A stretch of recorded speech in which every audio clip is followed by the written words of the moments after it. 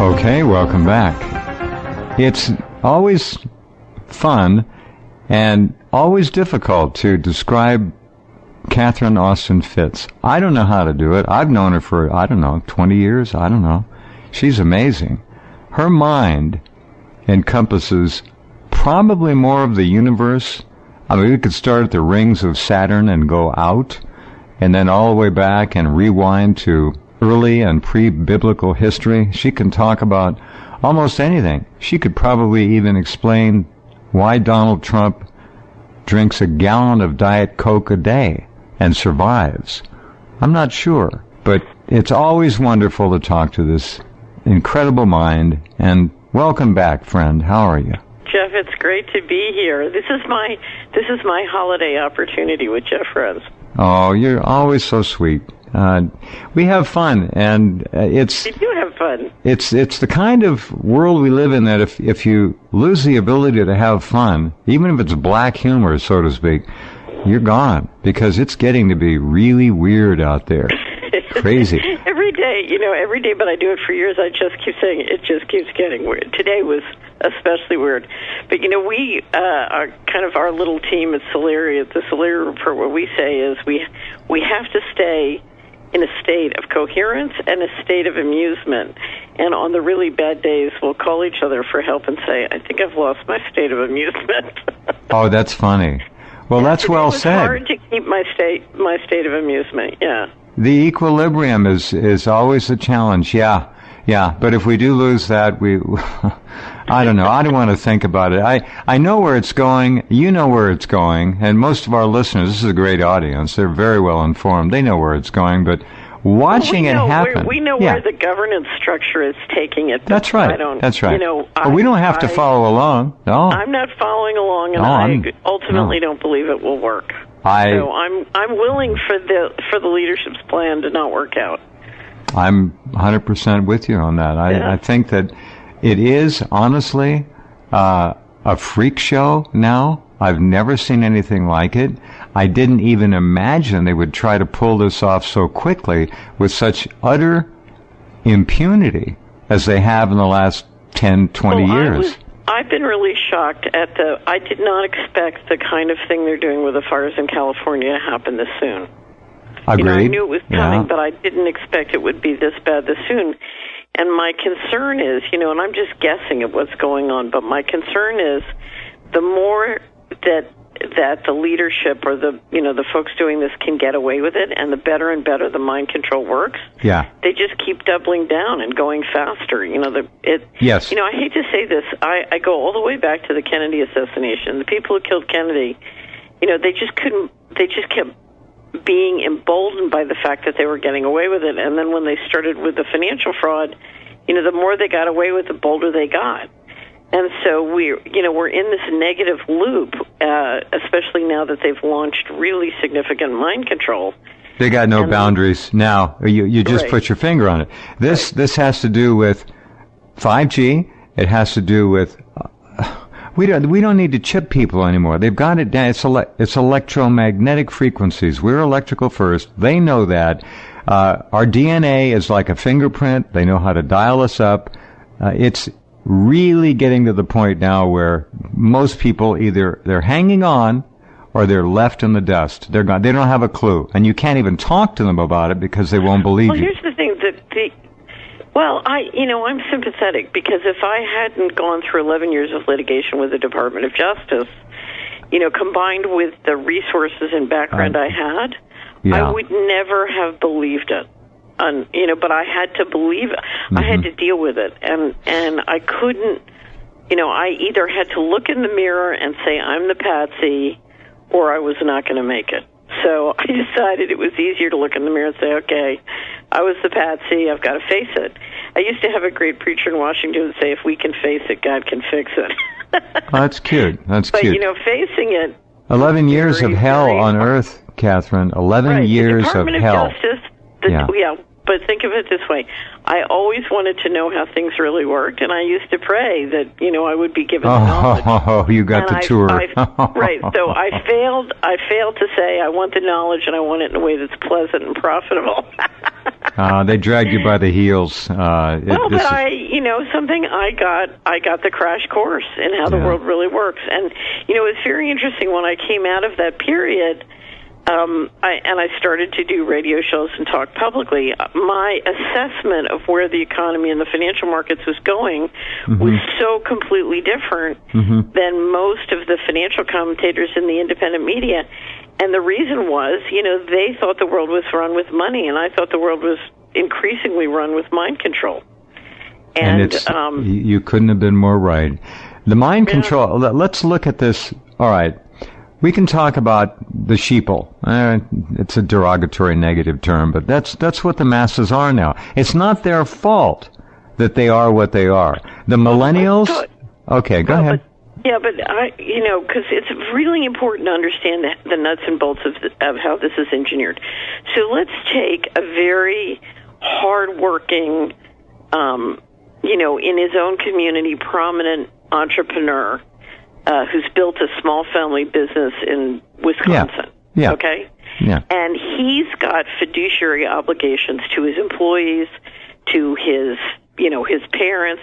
His parents are probably living with him. Some of his kids are still probably living with him. Yeah. He's taking care of everybody, and he's got fiduciary obligations to everybody in his family and to his employees, and he's probably doing things for community, and he's giving philanthropy. So you've got this whole ecosystem of people who are dependent on this guy to perform. Broader the shoulders, the heavier the load, right? Right. And the problem is, does he want to go engage in a Pyrrhic victory against Mr. Global, or does he want to take care of business?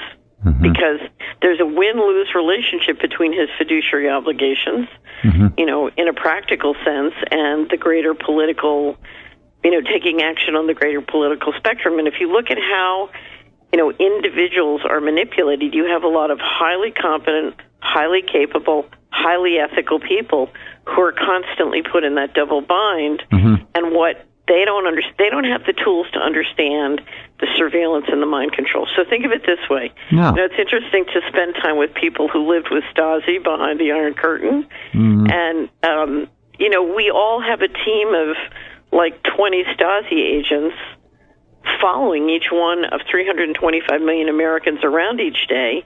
It's just that they're AIs, and they're invisible. Now, I want all of you to pay very close attention to this, because she just told you one of the biggest truths that we can present. Those supercomputers in Utah, they're full of your lives, everything you do. You're in there, from DNA to telephone calls. Yeah, but don't worry about Utah. Let me tell you where the problem lies. Because the big fight at the NSA, Bill Binney had created, who was the senior technical director, had created an entire program where you didn't have to collect all the data, and you could find everything you needed to stop the war on terror. To stop to find and stop all terrorist attacks without invading Americans' privacy, without compromising. And of course, he was basically, overruled, and what they said is, no, we're going to collect 100% of everything and and give it to corporate contractors. Now, when you look at the government, Jeff, you and I have talked about this before. When you look at the government, you see 21 agencies. I see 4 to 10 contractors who sucked up everything together and integrated it in what I call the data beast. The data Remember, beast. Mike Hayden's big deal was, oh no, we've got to collect everything, 100% of everything, and we've got to give it to a bunch of corporate contractors. Well, what do you think those corporate contractors are doing with it? The problem with AI is you're going to have 1,000 corporations who all have, yes, you're going to have the government agencies who've got their Stasi, nanobot, or I don't know what you want to call them, web bots or software bots, who are following us around and, doing whatever they're doing every day. But then you've got 1,000 corporations, and they've all got, a bunch of AIs on each one of us. And they're not thinking, oh, how do we make their world wonderful? They're just thinking, how can I sell them more carrots? Oh, absolutely. Right. And so you're going to have 800 Stasi teams trying to sell you or exploit you for their thing. And it's going to feel like, it's going to feel like being swarmed by invisible insects. Backed in a corner, people just don't know. Speaking of Michael Hayden, I guess he just had a stroke the other day. Hospital. Was that real or not? Well, we don't know. Who knows in that world? Right. Hospitalized after stroke. What does that mean? I don't know. Okay. Absolutely. Mind control, physical control, financial control, total control. Total control. 5G. Give us your read on 5G. I've got mine, and it's probably on the same page as yours. Well, there's the overt and the covert. And what's important to understand is that there is, the demand is being driven by both. So let me just talk about the overt, because it's important to understand it's not just, the desires are not just covert. Right. The reality is there are huge economic savings to be gotten by doing car sharing and driverless cars, all these things they're talking about doing. Mm-hmm. So in America, we look at the driverless cars and think, well, what's the point of that? You go to the airport, you see 5,000 cars just sitting there, and you think, okay, well, maybe it's a little bit more efficient. But what you need to understand is if you look at the growth of the middle class in Asia, by 2030, we expect there to be 3 billion plus middle class, new entrants into the middle class. If they all buy cars and live in there's not enough capital or environment in the world to build the infrastructure for everybody to live a suburban life. 3 billion middle class. Yeah. You want to read, I believe I sent you our second quarter wrap-up, The Rise of the Asian Consumer.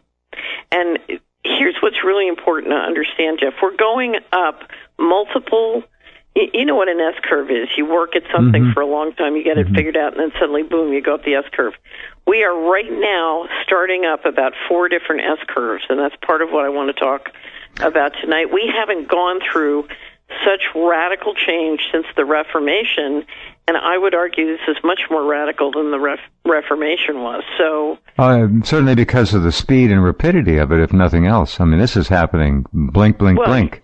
You've got the rise of the Asian consumer, which I think is one of the greatest economic tsunamis in the history of civilization. We can talk about that. Yeah, I agree. But you also have, at the same time, the rise of AI and robotics on, except at the very highest level, an out-of-control basis. And AI, hold on. AI, out of control. Critical, important concept for everyone to understand. They are running with this AI football, to use the sports analogy that everyone loves, as fast as they can, and there are no defenders. They're running to the goal. They are unimpeded, answerable to no one, above all laws, and the technology is withering. Catherine has a very good idea of it. We have a fairly good idea of it here. It is brutal. It's ruthless. When AI... Actually, it's not. If you look at where they are, most of what's being rolled out is what's called deep learning AI, which in one sense is not AI. It's just, millions of algorithms. So, that's right. Well, remember what they're doing, though. They announced that they're going to teach AI common sense so they don't have to have all those millions of algorithms, that AI will be able to make a common sense decision. Big problem. Whose common sense would it be? Right. But let me keep going because AI is only part of it. Okay, so you have the space. We have made huge bets in space, and now it's really going up the privatization S-curve. Big money's rocketing into space, so the space-based economy is upon us. And then you have the revolution in material sciences and biotech. Uh-huh. So we're becoming a multiplanetary civilization. We're basically turning over the planet to AI on an out-of-control basis. And Asia is rising very, very rapidly in a way that's going to rock our world because, essentially for the last 20 years, they've been financing our false prosperity. Now that's flipped, and now they're competing with us. So instead of deflating labor, they're going to run up the price of everything. So, So what's behind Trump's war, his tariff trade war with China? Here's what's behind Trump's war. Trump is trying to rebalance. In 2014, one of the best books ever written on the U.S.-China relationship came out called Unbalanced by Steve Roche. He used to be vice chairman of Morgan Stanley out in Asia. Mm-hmm. And basically he said you've got to rebalance this relationship because what we've done is China's built its manufacturing juggernaut in this cycle where basically they buy treasuries, we give the treasury money, we give the money out in terms of subsidy. People go down to Walmart and buy Chinese goods, and that built their manufacturing juggernaut. But now that it's built, they don't need to finance our false prosperity anymore, so they're going to rebalance away and build their own, as their middle class grows, their own consumer markets, but build out the Silk Road. There's more opportunity for them to build out. Oh, that's huge. Well, because look at it this way, there are 325 million consumers in America. There's 750 in Europe, and they can bring the travel time with high-speed trains and and different mechanisms. They can circumvent the sea empire, the ocean empire of the of the Anglo-American alliance, and shorten the cargo time 80% with trains. So they want to build out the Silk Road. Anyway, so we've now created, we kept our false prosperity going for 20 years, playing this game with them, and now we've created a competitor who's turning some of that capital into trying to take us on in terms of both the reserve currency and a global military, which can police certainly the sea lanes in the South China Sea and build out major bond and currency liquidity globally. So, we finance now a major competitor. What Trump's trying to do is rebalance the relationship, which has to be done. Now, there are many different, arguments. How would you do it if you were the president? But it has to be done. And I would say that Trump's greatest, strength, if you will, is he has a way of pointing out all the unpleasant truth. He certainly does. Yeah, in a way that certainly upsets a lot of people. Well, that's right, exactly. And some would suggest that's his real strength in the media. He's got all this constant chaos going on. We have real issues that need to be named. They need to be discussed. And I would rather have, we need somebody who names them. And I for one, don't care what style that person uses to name them. We got to name them and deal with them. And so... Now, he's calling a spade, no doubt. None. No, I agree. This Chinese thing, though, buying our debt, that's another expression that people kick around all the time. They're apparently not buying our debt with the vigor that they once were, if at all. What's going on with that? So let's talk about our debt, because the biggest buyer of our debt is not the Chinese, it's the American pension funds. Right. And the American retirement savings. So here's how the money works on our debt since essentially we passed the National Security Act. A pension fund or the Chinese, whomever, sovereign wealth fund in the Middle East buys a treasury. The money, so they put in real money. The money goes into the U.S. Treasury, and then it disappears out the back door. The vanishing... And the assets... greenback. And the assets that it buys, so let's say it buys $100 billion spaceship, okay? That asset is on a private balance sheet owned by private investors. It's not on the government's balance sheet from everything we can tell. But if you look at the balance sheet of the U.S. government, that balance sheet now owes that $100 billion in Treasury securities, and we as taxpayers are liable without the benefit of the asset. We have no appeal. We have nothing. I don't agree with that. We do have appeal. To whom? And in fact, we have the greatest... Tell me how. I want to know. How I tell you is 100 institutions say, maybe we shouldn't buy treasuries. Okay. If the most powerful army in the world that we need to remain, keep being a reserve how do we mobilize them? Is controlled and owned by a transnational force as opposed to the U.S. government. Maybe that's a credit problem. And maybe as trustees or fiduciaries, we might not want to buy that. No. Wow. So you say the Chinese aren't buying. What is it the Chinese know? Well, they know they've got their GM plants still building Buicks over there and Chevrolets. Right. They know that 5 here. Now, I don't understand the big brouhaha about the closings. Well, but here's the big picture. All right. The Chinese and we are deeply, deeply dependent on each other. These are like Siamese But that's twins. kind of a secret. We don't talk about that much. It's not a secret if you look at the cash flow. You know that. if you look at the cash flows, we are up to our eyeballs deeply dependent, but we're also fighting. So, this is like Siamese twins who are having a fight. That's funny. And are frustrated that they're stuck together. Right. Yeah, that's funny. Right. You don't see this on CNN, folks. Huh? Jeez. Yeah. I don't promote our stuff like crazy. Everybody Please should do. read The Rise. Everybody should read The Rise of the Asian Consumer. It's, Jeff, I had worked so hard in the 90s. I'm going to go back and look at it again. Go ahead.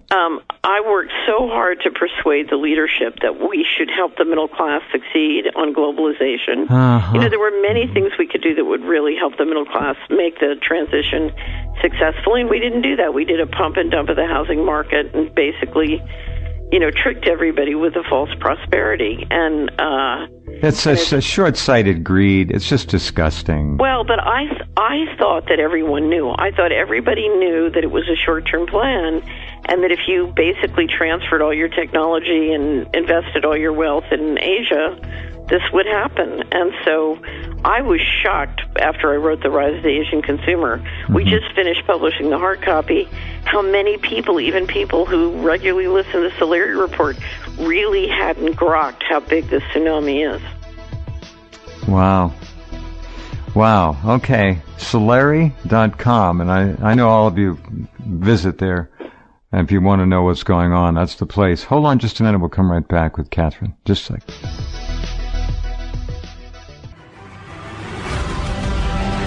Okay, and we're back with Catherine Austin Fitts. I would love to stay in a terrestrial venue, but your mind is so well endowed with off-planet. It's not just fiction. You know what's going on. I have a pretty good idea what's going on.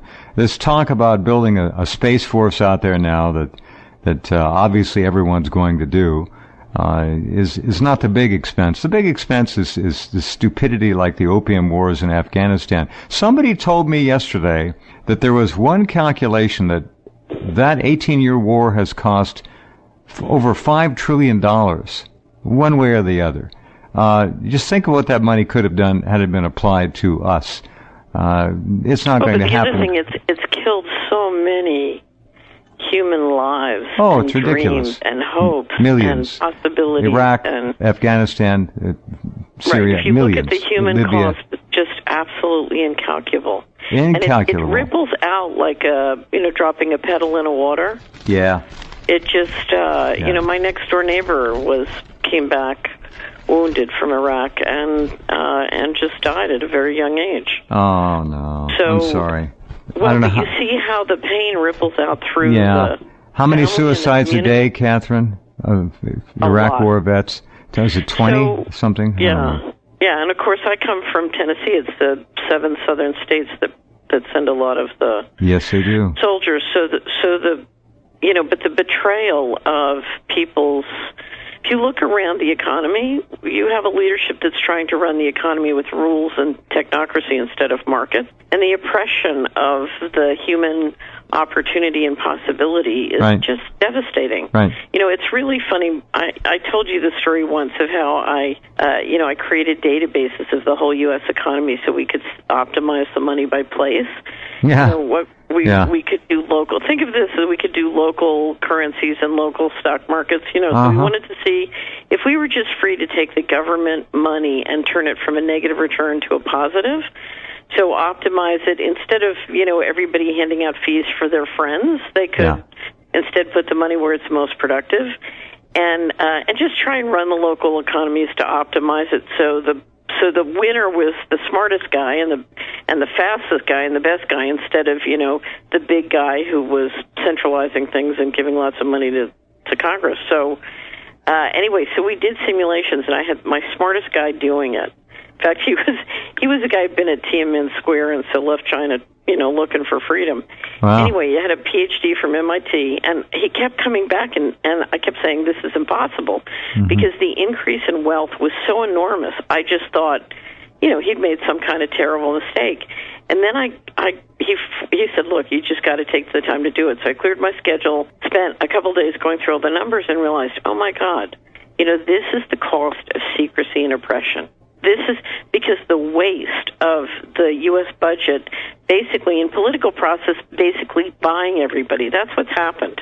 Yes, if you look at our local economies, we have 3,100 counties, and they look like the Soviet Union because so much of the money is pumping out of the federal government. Yep. We're basically buying everybody off and engineering everything in a way that makes the Washington Wall Street machinery work. Yeah, including GM. What did Trump say? Oh, we're going to get even with GM. We're going to cut off all those subsidies. A lot of people said, what subsidies? What are we subsidizing GM I'll tell you for? a very funny story. In 1989, I'm in the Phoenix airport, and I call into my assistant, and this is when I was a partner at Dillon Reed. It was 88.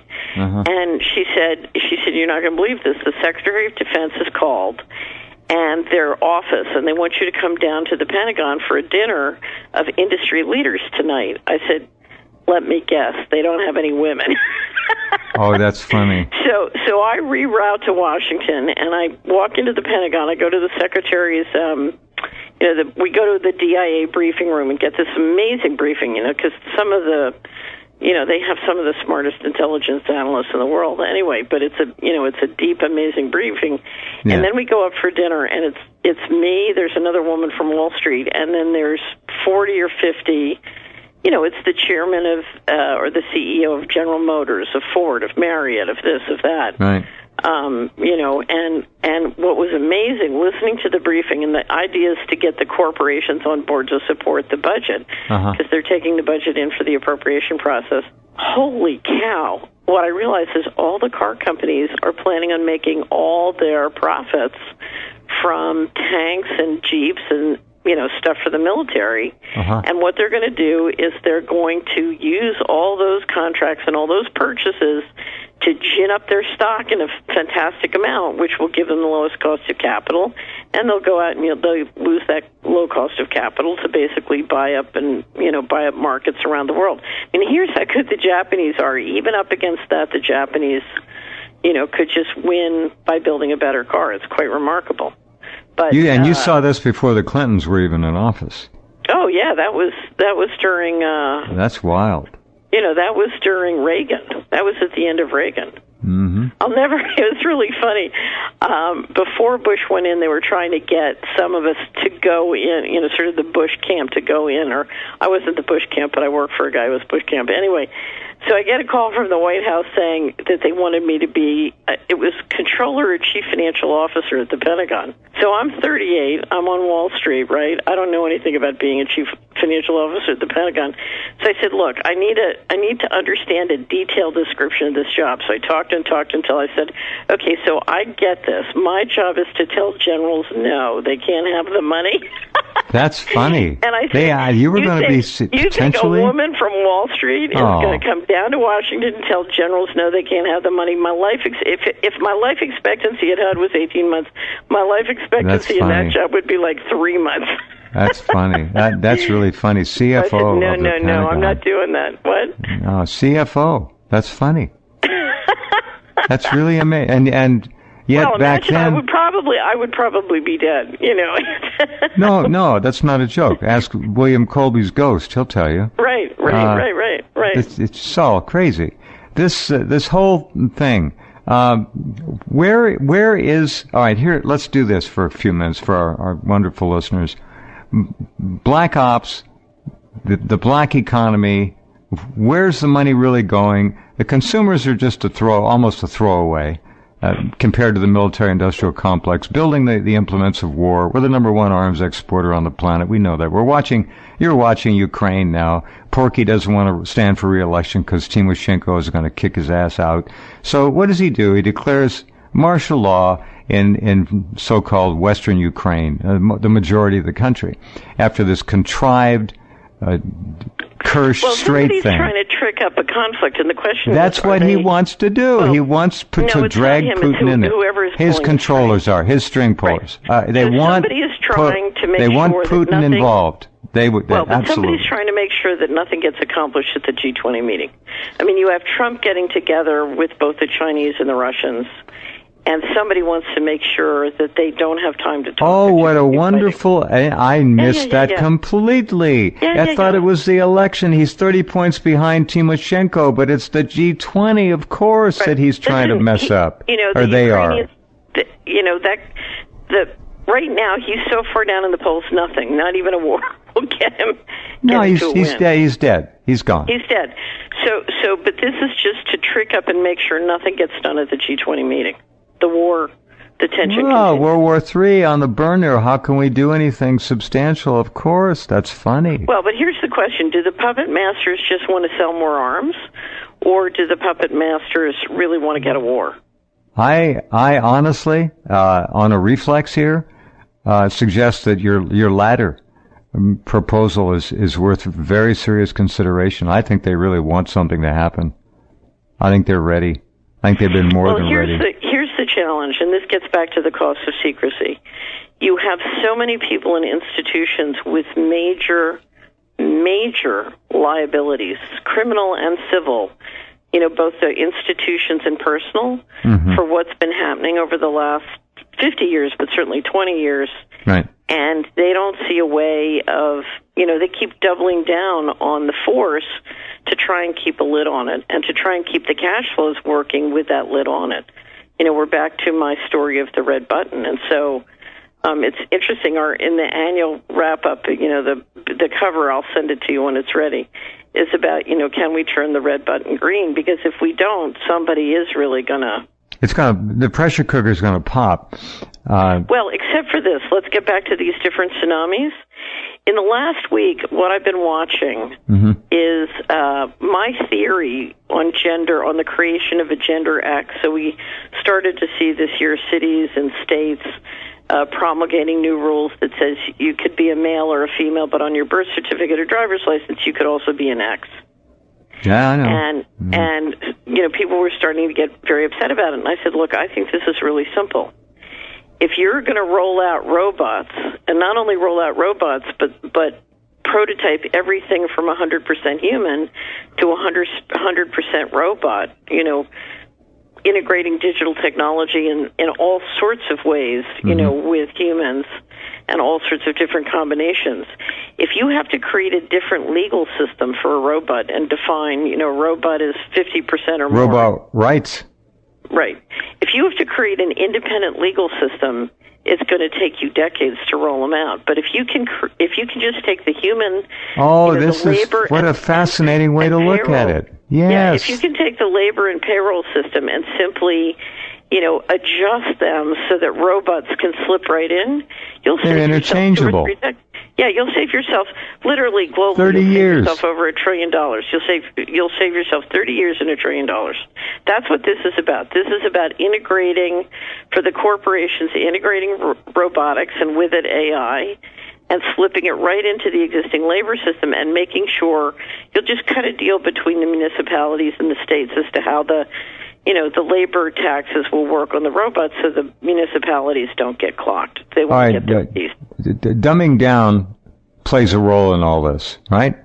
Has to, on the human side of the ledger. Here's why the rise of the Asian consumer is so important. If you look at the IQ statistics, the average IQ in Asia is or in China is 105, Singapore is 108, America it's down to 98. 7 points every generation since World War II down here. Okay. But the thing to worry about in this country is not immigration from the South. The thing to worry about, what they've been doing, and they're going to keep on doing it, is as they bring all this manufacturing back in from Asia, they're going to bring in a ton of high IQ people. I think a lot of them are already here, but yes. Well, my question on the fires, are we just clearing the land we need for Silicon Valley North and LA North and the high-speed trains to extend the bedroom communities and make lots of land for, hundreds of thousands. Why don't they just be honest and admit that they have it all underground anyway? High-speed transit. They're going to move in big up above the ground. Now, let's get back to 5G. Yeah. So on the overt side, there is tremendous savings that can occur, including environmentally. If you have major redundant bandwidth that will allow you to do things like share all these cars and, integrate blah, blah, blah. Mm-hmm. Okay? And that's where the big money, if you look at all the projections by the Wall Street firms on where all the big profits are going to be on the satellite companies, it's coming from driverless cars. It's not the Internet of Things. It's driverless cars. That's where the data is. Yeah, all right. Now, I'm not seeing that. I'm not hearing it very often. Just a piece here and there. That's interesting. Right. I'll send you some of the Wall Street analyst material. Okay, that's please. That's why you got to follow the money. Well, I didn't know. Yeah. I know that. This is good. I'm very. I didn't know. When the first time I looked at the charts, I thought, holy cow, I had no idea it was such a big, because the way the first layer of profits in space is in the orbital platform. So you're basically talking about satellites or space stations that can do sort of special manufacturing in, an environment with less or no gravity. Anyway, right. so and those are, highly profitable. It's the exploration that needs the government money because who knows what's going to happen. Okay, so on the covert side with 5G, we are talking about 24/7 real-time complete surveillance. We're talking about, Isaac Asimov's foundation. Let me take it a half step further. 24/7. Mind control. Right. Thank you. Mind control, total control, 24/7. Surveillance and control. Yes, absolutely. Except for this, I just, because this is really about, is the human race going to resonate? Because we are spiritual and electromagnetic beings. Are we going to resonate with all living things and the divine intelligence through all living things, or are we going to, resonate with the machine? Well, that takes us back to the point of you can call it dumbing down, whatever you want, but they're re-terraforming the human psyche and soul as much as they can get away with. Well, but here's the thing, and this comes down to what your faith is. I don't believe it'll work. I'm not saying they can't wipe out the minds of 95% of the population, but they can't. There's always 5 to 10% that can't. Yeah. And if you look at the history of freedom, this keeps happening. Those are tomorrow's heretics. Right. And what happens is, I told you my favorite story from John Rappaport's fabulous interview. Yes. The Ellis Medavoy story. And Ellis Medavoy, who was I think what he was is he did the PR for the Executive Committee of the Council on Foreign Relations. That's my guess. And what he said is, every time we thought we just had it locked down, there was like this thing that was out of control. And what he was describing was the divine intelligence. And he was like, we can't quite get it. We can't. And I saw that when you do, a lot of my transactions were $1 billion or more. Mm-hmm. When markets are free to work, that's what there's like this thing that shows up, and it's like an out of control intelligence. That's like beautiful. A specter. Very interesting. No, it's nobody is as smart as all of us. That's and it's beautiful when you see it work. That's why I love markets, because it's so intelligent. Don't think that they haven't discussed this many, many times. They're working on it. It's the field. Yes. One of my favorite dinners. I was sitting. This is when I was on. When I was running. So I started an investment bank in Washington that was very successful until the Department of Justice tried to make sure it wasn't. Mm-hmm. Anyway, so man, you've been through it. I was sitting at dinner with this wonderful young insurance executive from Scandinavia, and so I was asking about what he did, and he said, I do special projects for a chairman at an insurance company. I said, really? What are you working on? He says, we think memories come from the future, and I'm trying to nail it down. When was this? This was in 1994, 95. That's when I started this program, 1994. That's interesting. Yeah. Memories come from the future. Yeah. Which well, I believe. It certainly. I won't shut the door on any of that. I think it's a continuum, past, present, future. I don't. I think the blocks between them and the barriers, the compartmentalization. I think it's all institutional garbage that they throw at us. They don't want us to know. They take it away from children. That's one of the first things they take away, is the open consciousness. It's gone. All right. Speaking of AI, I was very, very concerned when I read that article that they wanted to teach AI common sense. So they wouldn't have to build all these algorithms for every possible imaginable outcome that the AI would have to deal with. If they teach it common sense. Now, what the hell does that mean, common sense? Okay, so here's what you need to know about AI.